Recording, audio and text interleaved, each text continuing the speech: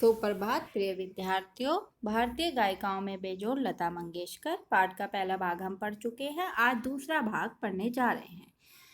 इस पाठ के लेखक हैं कुमार गंधर्व जी, जो स्वयं भी एक उच्च कोटि के शास्त्रीय गायक रह चुके हैं। पहले भाग में लेखक ने हमें लता जी की गायकी की विशेषताओं से अवगत कराया था और पहली विशेषता बताई थी कि लता जी के गीतों में मिठास है और दूसरा उनके स्वर की निर्मलता।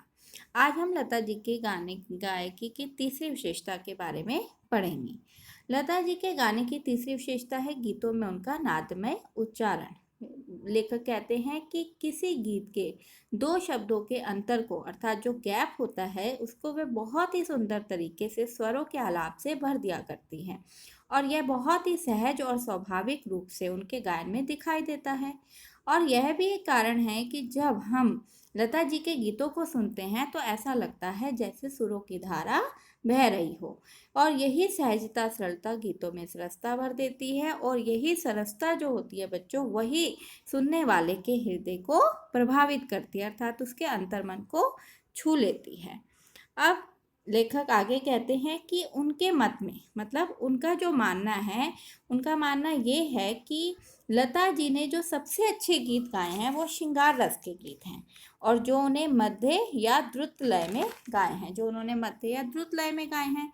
लेकिन आम धारणा यह है कि लता जी के करुण रस के गीत जो हैं वे सबसे अधिक प्रभावशाली हैं, अर्थात अच्छे हैं। लेकिन लेखक इस बात से सहमत नहीं है। वह कहते हैं कि मेरा मत है कि लता ने करुण रस के साथ उतना न्याय नहीं किया है। इस बात को लेखक ने लता जी की गायकी की कमी बताया है। उन्होंने कहा कि उन्होंने न्याय नहीं किया, ये उनकी क्या है, कमी है। अब लेखक कहते हैं कि उनकी दृष्टि से उनके गायन में एक और भी कमी है और वह कमी क्या है कि लता जी के जो अधिकतर जो गाने हैं, जो गीत है, वो ऊंची पट्टी में रहता है। ऊंची पट्टी का मतलब होता है हायर स्केल, ठीक है, ऊंचे स्वर में। अब वो कहते हैं कि इसमें यह कहना कठिन होगा कि लता का दोष है कितना है और संगीत दिग्दर्शकों मतलब म्यूजिक डायरेक्टर्स का कितना दोष है, मतलब ये वो सही तरीके से नहीं बता सकते, लेखक नहीं बता सकते इस बात को। वे कहते हैं कि गाने में संगीत दिग्दर्शक उनसे शायद अधिकाधिक ऊंची पट्टी में गवाते थे। ऊंची पट्टी मतलब ऊंचे स्वर में उनसे गवाते थे और उन्हें बिना कारण ही, लता जी को अकारण ही चिल्वाते थे। तो कहने का अर्थ है कि ऊंचे सुर में गाना लेखक की दृष्टि से क्या है, चिल्लाना है। तो वो कहते हैं कि मैं इस बात से बिल्कुल भी सहमत नहीं हूँ।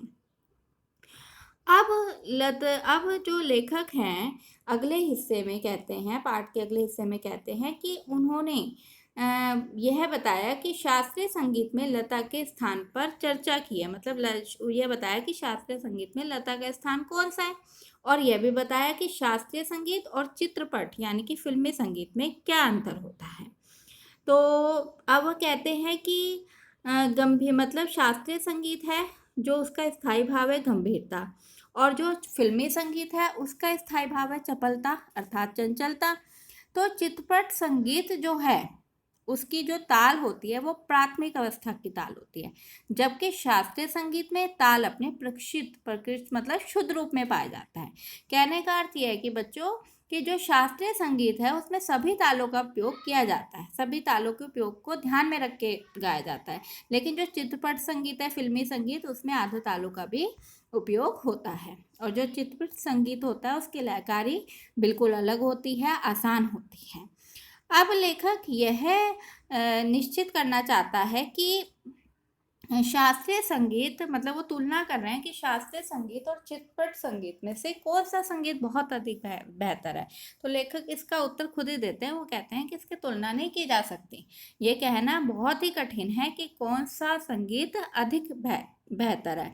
अब वह बताते हैं कि, अब देखिए आगे बताएंगे बच्चों इसमें कि चित्रपट के, अगर आप चित्रपट संगीत लें मतलब और शास्त्रीय संगीत लें तो शास्त्रीय गायक की 3-3.5 घंटे की महफिल मतलब बैठक जो होती है, और चित्रपट के संगीत की 3-3.5 मिनट की जो महफिल होती है, वो दोनों एक ही जैसा आनंद प्राप्त कराती हैं। किसको? सुनने वाले को, रसिक को, श्रोता को।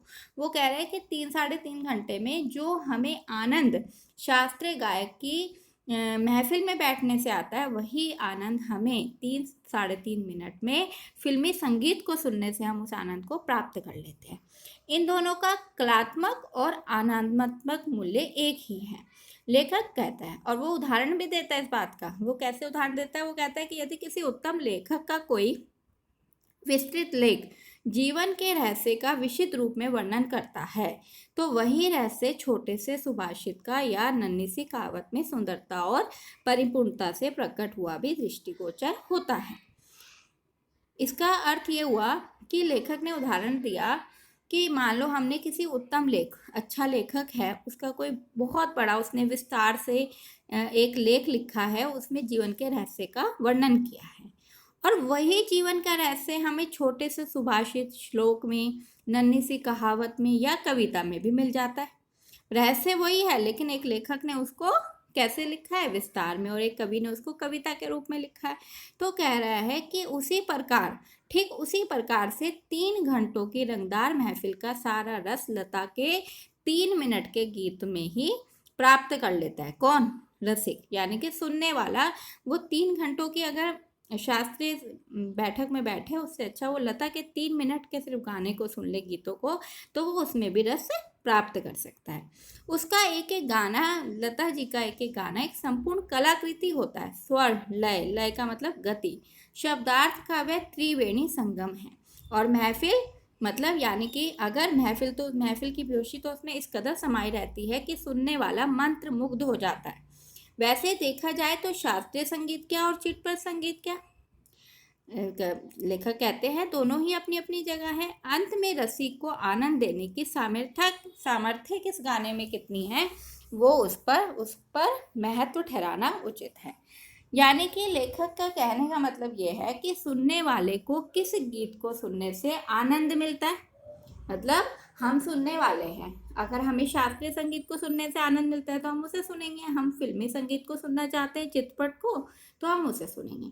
तो वही उस गीत की सार्थकता है, और सुनने वाला किस गीतों से प्रभावित होता है, वो कैसे गाने सुनना पसंद करता है, उसी के आधार पर हमें महत्व देना चाहिए कि कौन सा संगीत बेहतर है, चित्रपट या शास्त्रीय।